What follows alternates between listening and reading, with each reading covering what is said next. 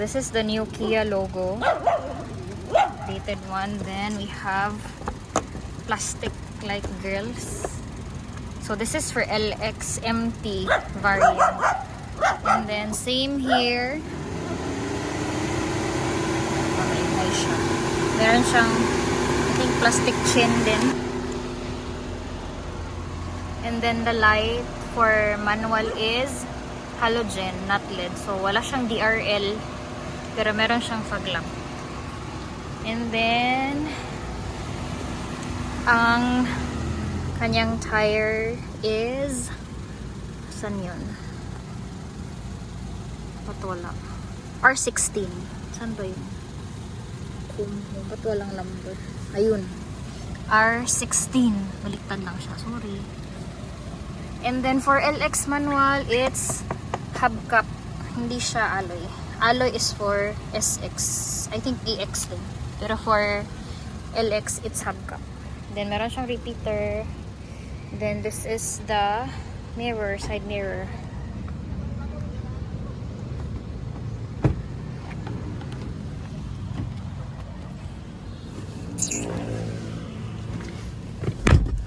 So the controls on the side, ito. So meron siya for the mirror. Ganyan. Then meron siyang lock. Ano ba yan? Lock. And then it auto locks pala for 'di ba pag nagda-drive tayo. So pag na 20 kilometer na yung takbo, automatic naglalak ang doors. And then for the windows, yan yung mga control, ganyan. And then dito sa loob, I think hindi ko alam paano ba yan, plastic. So ganun. And then yung feel niya is ganyan, so smooth. Then this is how the aircon looks like for LX. So ang alam ko for SX, it's black yung side and LX is silver. And then same here, ganun pa din. Yan, very smooth. Matte dito and sa side, and then glossy ang kanyang caster. Yan. Glossy. Ito yung wheel. So, dahil manual tayo, so, parang most nito para sa music lang. Wala tayong mga cruise control, yung mga ganun. Then, same thing. Ang tawag dito. Para sa mga light, signal light, wiper, mist, and then, ito yung ating infotainment system. I forgot ilang inches, pero ito yan, meron pa siyang cover. Ayan. And then ito yung rear mirror. Then same on the side, ito rin yung aircon, yung hazard button, then yung aircon.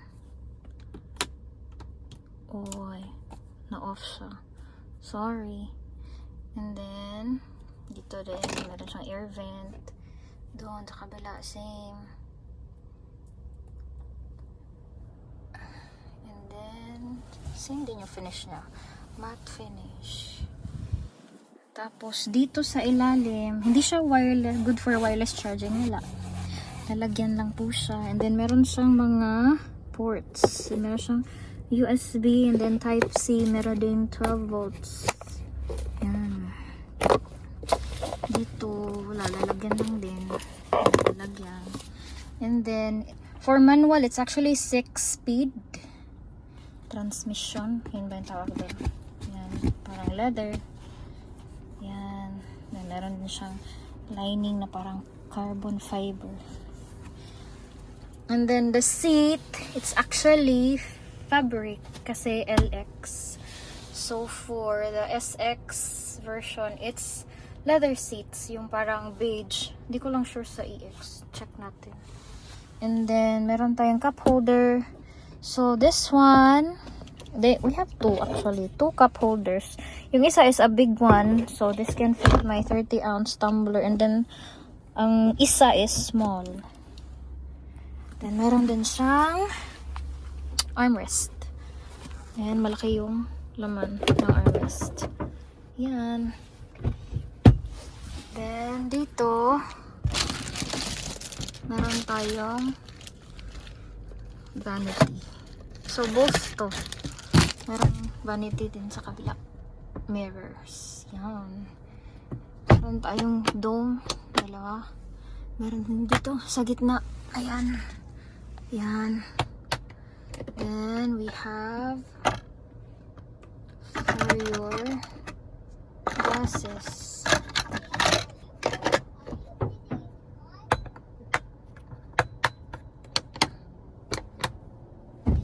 Then, let's go to the back. Then, here at the back, ay, nako. So, dito sa likod, ay, wait. Madilim. Ay, wait. Madilim siya, madilim. Ayan. Meron tayong pocket. Each, ay, isa lang pala. Dito lang sa passenger seat. Siyang pocket, tapos meron siyang dalawang air vent. Ayan. And then, they also have 2 USB ports. Type-C USB ports. Then, merong lagayan. Ganyan. And, I think that's it. And then, still, fabric. Fabric pa rin. It's all fabric. Pero maganda yung fabric niya. And then, yung likod pala, kahit fabric yung chair, ay, naka-leather siya dito. Leather. Yan. Leather. Naka-leather. Tapos, may dalawang hawakan. Meron din dito. Yan. Baba. Yun lang. Tapos, baba. Tapos, merong bottle holder. Each side, may bottle holder din dito sa kabila. Yan, bottle holder. Ay, sa front pala, parang meron siyang umbrella holder. Wait. Ito yung another bottle holder. And I think dito. This one. Wait. Yan, umbrella. Here. Para sa mga small umbrellas natin. Let's go to the front again. Ay, sa likod. So, this is the back side. And then, here, very spacious. And then, you can flip this over here. Hindi na ako marunong. Wait.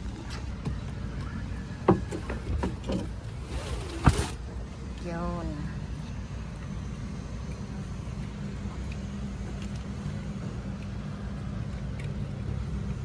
Ito yung kanyang wiper sa likod. And then, meron din siyang tail light. Tail light ba yan? Yan.